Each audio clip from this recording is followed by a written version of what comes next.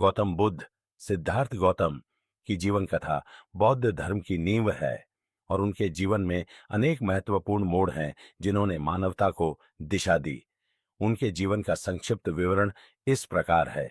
एक जन्म में गौतम बुद्ध का जन्म लगभग 563 ईसा पूर्व लुम्बिनी वर्तमान नेपाल में हुआ था।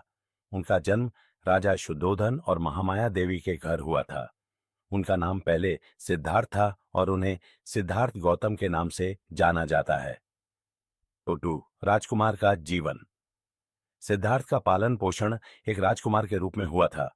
उन्हें महल के भीतर ही रखा गया और उन्हें बाहरी दुनिया से दूर रखा गया था ताकि वे जीवन की दुखों से अनभिज्ञ रहें। उनके बचपन और युवावस्था में ऐश्वर्य और विलासिता की कोई कमी नहीं थी। 3 4 दृश्य, 4 दर्शन। एक दिन सिद्धार्थ महल से बाहर निकले और उन्होंने 4 ऐसे दृश्य देखे जो उनके जीवन की दिशा बदल देंगे।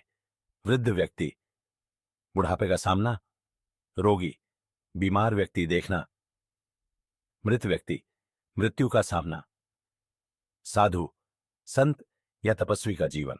इन दृश्यों ने सिद्धार्थ को जीवन के दुखों की वास्तविकता से परिचित कराया और उन्होंने यह निर्णय लिया कि वे संसार के ऐश्वर्य को छोड़कर दुखों के कारणों को समझने के लिए तपस्या करेंगे। 4 तपस्या और ज्ञान की खोज।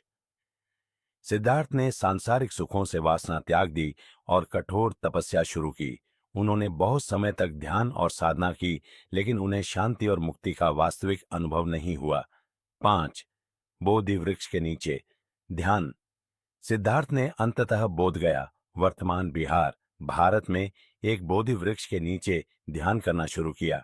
यहां 49 दिन तक साधना करने के बाद उन्हें बोधि आबियोस ज्ञान प्राप्त हुआ। वे समझ गए कि जीवन में दुखों का कारण तृष्णा, इच्छा और अज्ञान है और उन्होंने दुखों से मुक्ति का रास्ता पाया। इस अनुभव के बाद उन्हें बुद्ध, ज्ञानी या प्रबुद्ध कहा गया। 6 धर्म की उपदेश। बोधि प्राप्ति के बाद बुद्ध ने पहला उपदेश सारनाथ में 5 ब्राह्मणों को दिया, जिसमें उन्होंने 4 आर्य सत्य और 8फोल्ड मार्ग के सिद्धांतों को बताया। 4 आर्य सत्य, जीवन मानना अवज्ञेय, जीवन में दुख है, दुख।